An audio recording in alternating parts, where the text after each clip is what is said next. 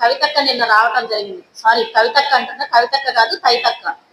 తైతక్కలాడటానికి వచ్చి తైతక్కలాడినట్టుగానే మాట్లాడింది. ఎందుకంటే కళ్ళుండి చూడలేని కబోదిలాగా ఈ రోజు ఖమ్మం జిల్లా అభివృద్ధి గురించి, మంత్రుల గురించి మాట్లాడటం నిజంగా సిగ్గుచేటు అనమాట. ఎందుకంటే ఈ రోజు కవితక్క మాట్లాడిన మాటల్లో ఒక్కటి కూడా నిజాలు లేవు.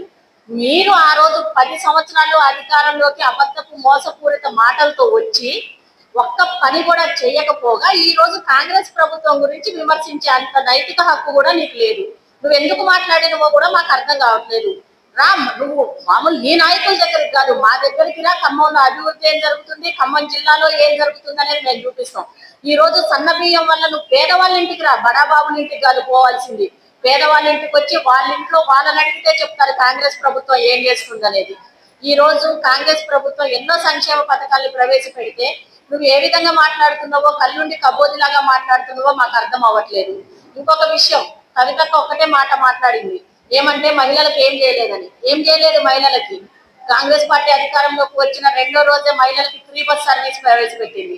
అంతేకాకుండా ఈ రోజు మహిళలందరూ కూడా ఆర్థిక అవసరాలకి పనికొచ్చే విధంగా మహిళల్నే మహారాణులుగా చేయాలి, వాళ్ళకి ఆర్థిక స్వావలంబన కల్పించాలని చెప్పేసి ఈ రోజు వాళ్ళకి ఇందిరా డైరీ అనేది ఖమ్మం జిల్లాలో బోనకల్ మండలంలో అత్యంత ప్రతిష్టాత్మకంగా ప్రవేశపెట్టడం జరుగుతుంది. దాంతో పాటు మహిళలకి ఈ రోజు 200 యూనిట్ల వరకు గ్యాస్, 200 యూనిట్ల వరకు కరెంటు ఫ్రీ ఇవ్వడం జరిగింది. 500కే గ్యాస్ సిలిండర్ ఇచ్చింది. ఇవన్నీ మీకు కనిపించట్లేదా? మీ కళ్ళు పోయినాయా అని అడుగుతున్నావు. లేదా మీ నాయకులు మీకు చెప్పట్లేదా?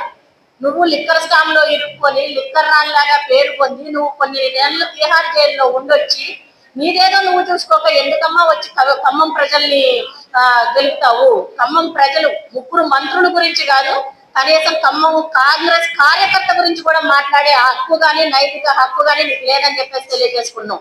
ఈ రోజు నువ్వు మాట్లాడిన మాటలు, ఈ రోజు మేము ఎందుకు మాట్లాడుతున్నావంటే నువ్వు మాట్లాడిన ఒక్క మాట కూడా నిజం లేదు, కరెక్ట్ లేదు కాబట్టి. ఇంకొకటి, సత్తుపల్లి లింగాల్లో నువ్వు మాట్లాడింది బీజేపీ నాయకుల్ని తలుచుకున్నావు, సత్తుపల్లి నాయకుల్ని, మా కాంగ్రెస్ నాయకుల్ని తలుచుకున్నావు. లాస్ట్ కి నీ పక్కనోళ్ళు చెప్తే నువ్వు సండ్ర వెంకట వీరయ్య గారి పేరు చెప్పినావు. అంటే నీకు సత్తుపల్లి అనగానే గుర్తొచ్చేది ఎవరంటే కాంగ్రెస్ నాయకులు. అదొక్కసారి తెలుసుకో. అంతేగాని నీ ఇష్టం వచ్చినట్టు మాట్లాడి నీ ఇష్టం వచ్చినట్టు పోవడానికి వేరే వేరే జిల్లాలు కాదు, ఇది కాంగ్రెస్ జిల్లా, ఖమ్మం జిల్లా. ఇకపోతే భద్రాచలంలో మాట్లాడింది ఏంటంటే భద్రాచలంలో మళ్ళీ అసలు ఉప ఎందుకు వస్తుంది? మిమ్మల్ని మీ పార్టీని మోసం చేసి వెంకట్రావు గారు పార్టీ మారారు అంటున్నారు. అసలు మీ పార్టీ మీరు కదా మోసం చేసి ఆ రోజు కాంగ్రెస్ పార్టీ వాళ్ళని మీ దాంట్లోకి తీసుకొని మీరు కదా ఫామ్ చేసింది.